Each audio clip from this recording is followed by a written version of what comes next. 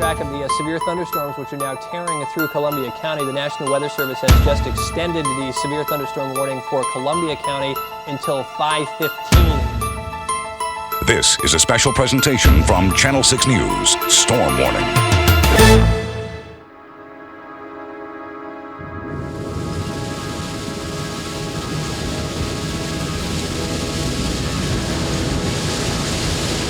The tornado hit Rotterdam first at 5:30 in the afternoon, leaving a path of destruction not seen before or since in Schenectady County.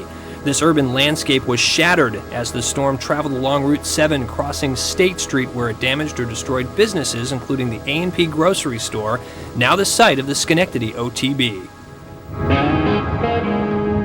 I've lived right here all my life. I've never seen anything as bad as this. It's scary. This is what parts of West Stockbridge looked like after it was hit by the most powerful tornado in Massachusetts since the Worcester tornado of June 9, 1953.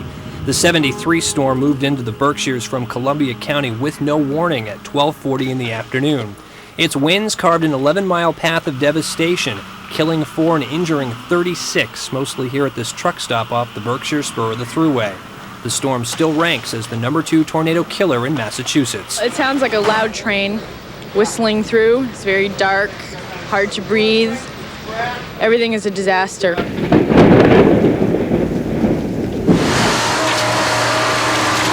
This was the aftermath of a monster tornado that lasted only a few minutes, striking in the early afternoon. Its ferocious winds hit the towns of Carlisle, Central Bridge, and Schoharie.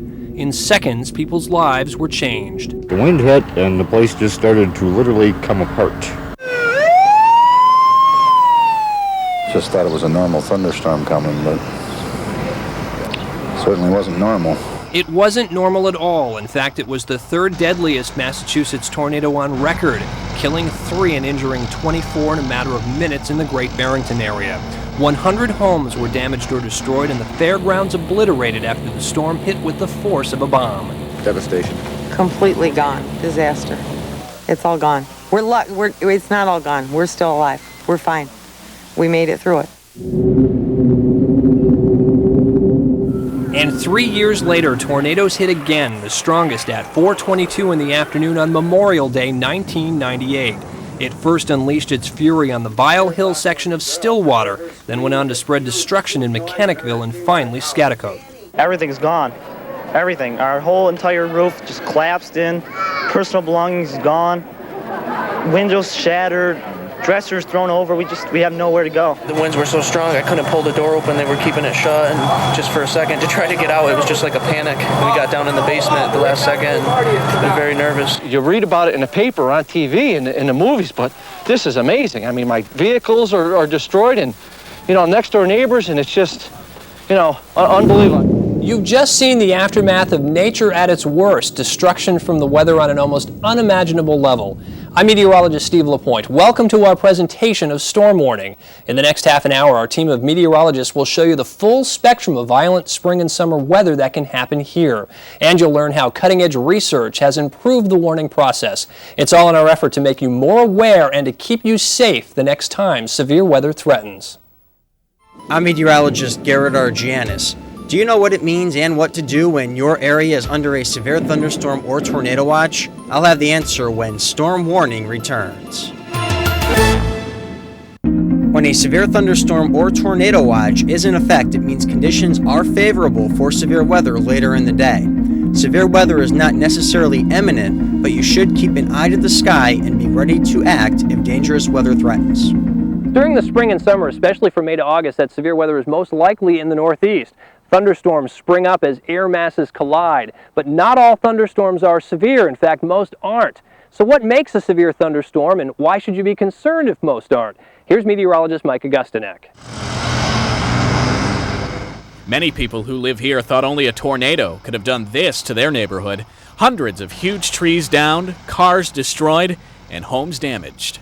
We looked out the back window and man, it was devastated. Devastation. Really bad. But it wasn't a tornado that did this to the Fort Hunter section of Guilderland on August 14, 2002. It was a severe thunderstorm that produced a straight-line downburst of wind estimated between 80 and 90 miles an hour. It only lasted a minute, but it was a minute that sent Guilderland into a state of emergency for days. The wind that scarred this neighborhood so quickly was a violent example of how even a small, very localized thunderstorm can be extremely dangerous. The damage in this area was confined to only a 2 to 3 mile wide swath, but severe thunderstorms, if they're organized, can produce damage over a much wider area and for longer periods of time. During the early morning of July 15, 1995, this complex of highly organized thunderstorms shown on this radar loop, called a derecho, raced across New York at speeds up to 60 miles an hour, and it produced winds of over 100 miles an hour at times along its track. Over 1 million trees came down in the Adirondack State Park, and a dozen unsuspecting vacationers were killed as some of those trees came down in their tents and campers. There was absolutely no warning for anybody. If you didn't have a chance to do anything, there was no swaying, no nothing, things just started falling. Wind damage was reported in every county in the Channel 6 coverage area. In fact, a wind gust of 78 miles an hour hit the Albany airport, the second highest wind gust on record at the time. An hour later, 92-mile-an-hour winds were clocked at Otis, Massachusetts, in the Berkshires.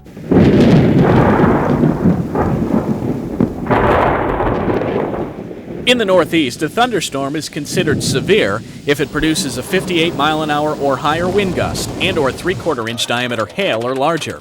These are the threshold levels of where wind and hail can produce significant damage, injuries, or fatalities. Lightning, though, plays no role in defining a severe thunderstorm.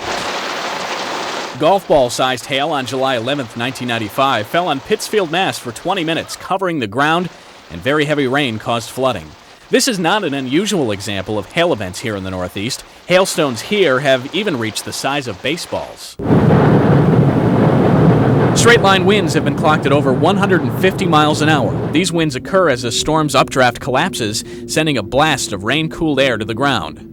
That's what happened in Guilderland in 2002, and on a smaller scale here at the Curtis Lumberyard in Ballston Spa on September 21, 2000. A microburst of wind over 75 miles an hour came out of a rain shower, producing serious damage to the yard. While thunderstorms by far are the most common severe weather maker here in the Northeast, it's the tornadoes, certainly, that get the most attention. And they happen here more often than you might think. Meteorologist Tom Maley has a look at local tornadoes. That's definitely a tornado. You bet that's a tornado. No, this isn't a Kansas tornado. This one struck right here, just outside of Amsterdam in the town of Florida on June 16, 2002. It lasted only a few minutes, but in that time developed a classic funnel shape as it tracked across the countryside. This series of photographs captures the mature phase of the storm. Its winds, estimated at only around 70 miles per hour, produced a path of downed trees and damaged buildings over 3 miles long. The tornado that struck Mechanicville in 1998, however, was unusually violent for this area, leading to millions of dollars in property damage and terrifying the people who went through it. We ran downstairs and we had candles, and all of a sudden it was the weirdest, eeriest thing. The candles just like went whoosh, and it got totally still. You couldn't hear anything, and all of a sudden you just heard a vibration.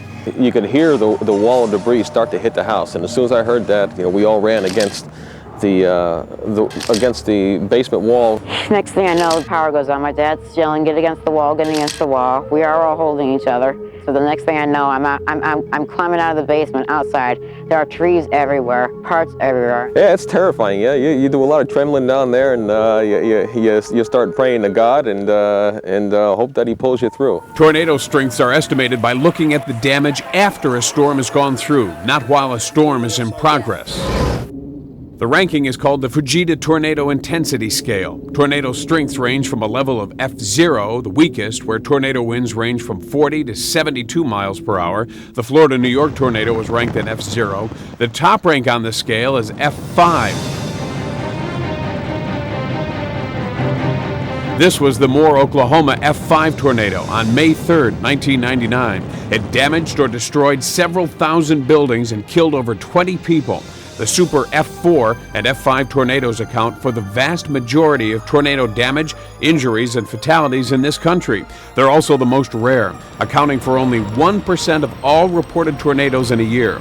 Locally, the 1960 Schenectady, 95 Great Barrington, and 98 Mechanicville tornadoes were all ranked F3. West Stockbridge in 1973 was an F4.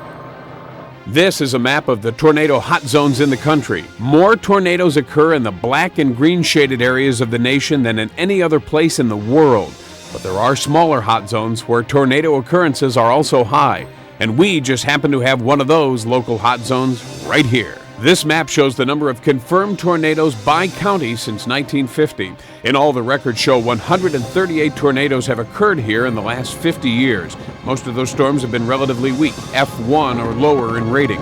Numbers with an asterisk, however, indicate that the county has been hit by at least one violent F3 or F4 rated storm. Our local tornado hot zone runs across the Mid-Hudson Valley to Berkshire County, Massachusetts, and Litchfield County, Connecticut, where the frequency of tornadoes is noticeably higher than the rest of the area.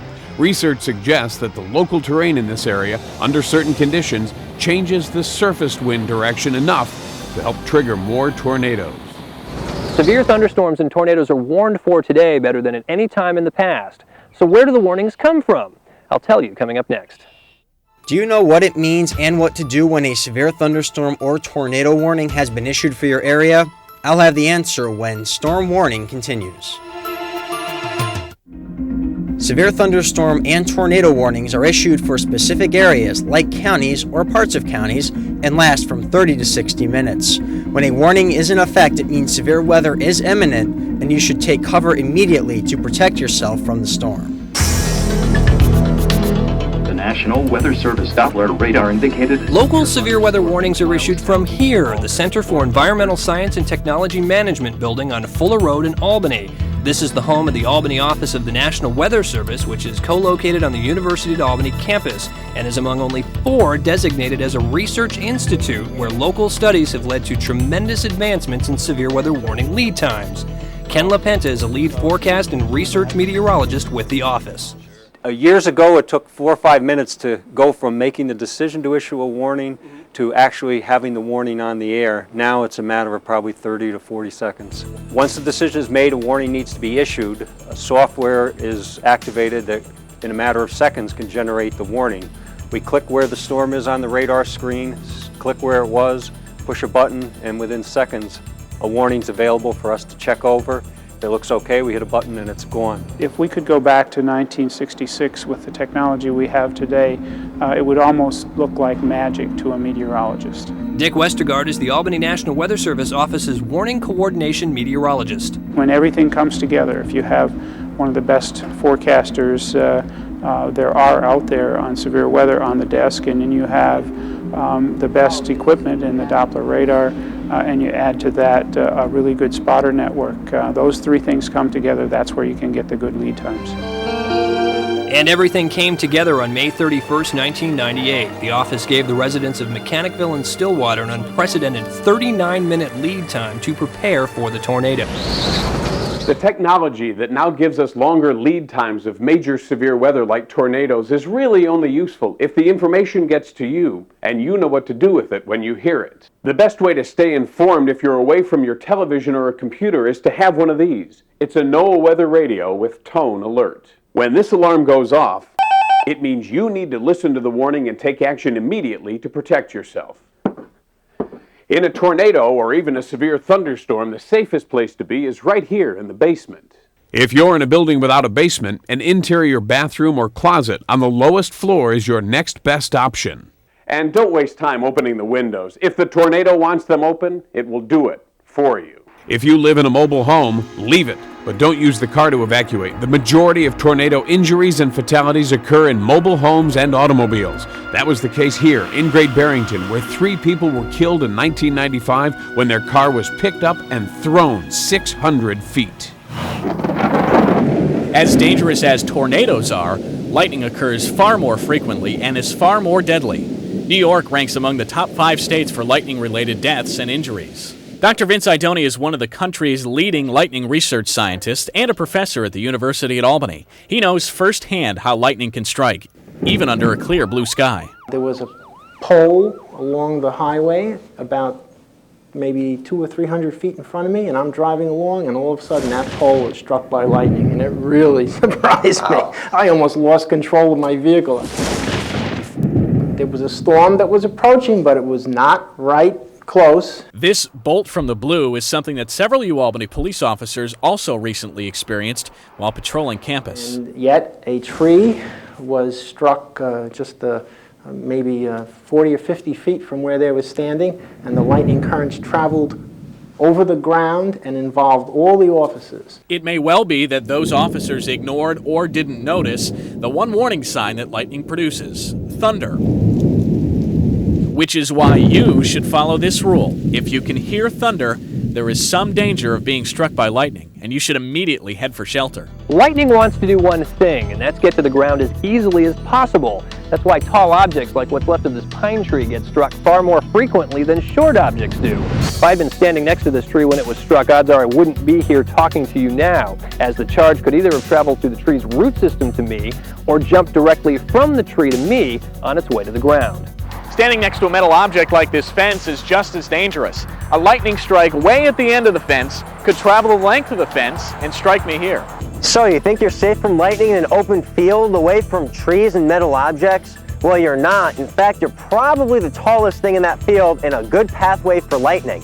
Some lightning strike victims report feeling their hair stand on end right before the strike. If that happens to you, you want to immediately crouch down like a baseball catcher and curl yourself into a ball. You don't want to lie flat on the ground. If you do that and lightning strikes nearby, the charge can travel through the ground and through your body.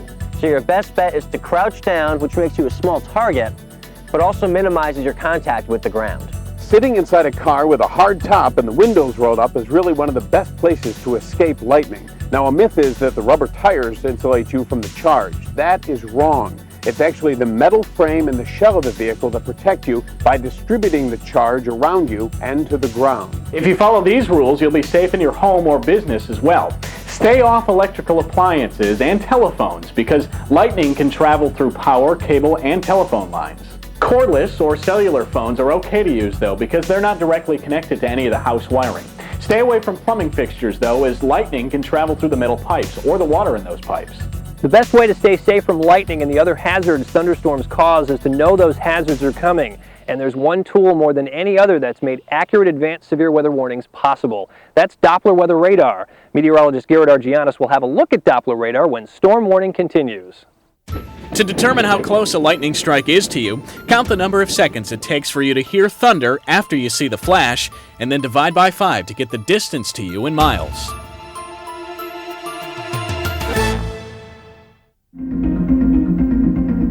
This is the Albany Doppler Weather Radar, one of 120 operated by the National Weather Service. This one's located in the Helderbergs and was commissioned in May 1995, just prior to the Great Barrington tornado. The Doppler radar allows you to actually look at the winds within the storm. We can't see the detail enough to be absolutely certain there's a tornado, but we can see wind structures that give us a good clue many times that there is a tornado there. The computer technology that works with the radar can process the data and give us loads of information that will help us with the warning decisions. And those computers processing what the radar saw in 1995, just prior to the Great Barrington tornado, led forecasters to issue the first accurate local tornado warnings in this area. Again, tornado warning in effect for this cell right here in Columbia County that is moving towards Great Barrington. When you look at 20 to 30 years ago, it's truly, it's amazing where we've come. And again, we won't hit everything. We're going to miss some of them, but, we missed most of them 30 years ago. We're looking at the National Weather Service radar right now, and the radar images that have led to the huge improvements in forecasting severe storms and that you see on all of the local television stations come right from here, the Albany Doppler radar. But at Channel 6, we have a huge advantage. Not only do we harness the power of this radar, but we also harness the power of our own exclusive live radar. And this is it, Instant Doppler 6. Construction lasted several weeks as a crane lifted tower segments into the air, rising to a final height of 150 feet. The radar antenna and enclosure were also lifted by crane to the top of the tower. At its top speed, the radar makes a complete rotation in 15 seconds, showing us live storm images. It can also be stopped and manually manipulated for specific storm analysis, completely under our control. Instant Doppler 6 has a range of 200 miles, but is most effective within the 75-mile radius that is our coverage area. Its main advantage is the live imagery it provides exclusively to Channel 6.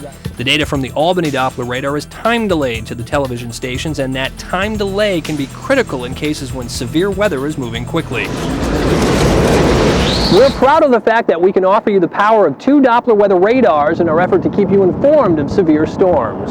And when severe weather does break, and if you're watching Channel 6, you'll see this, our programming in alert mode, where we'll display radar and county warning information. We'll also break into programming with live storm updates that will run continuously until the severe weather has passed. Let's get you right into the severe thunderstorm warnings which have been issued. If you have a computer, you can have severe weather warnings crawled on the bottom of your monitor with our exclusive 6 News Now application. That's a free download from WRGB.com. But the person you should rely on the most to stay informed and safe from severe weather is you. Be very aware of severe weather watches. They are first alert to the potential for dangerous weather later in the day. And don't wait for official warnings. When the weather turns bad, take cover. And when the weather does turn bad, you can always turn to us. We'll be here using Instant Doppler 6 and the latest storm technology to let you know where the severe weather is and where it's going. We're fortunate that we live in a region where severe weather is not frequent, but we've showed you it's no less sudden or violent when it strikes. We want to thank you for joining our special presentation of Storm Warning and hope that you use the information we've given you to stay safe the next time severe weather threatens. For greater detail on the severe weather and safety information presented in Storm Warning and information on how to become a severe weather spotter for the National Weather Service or for Channel 6, go to our website at www.wrgb.com and click on Storm Warning.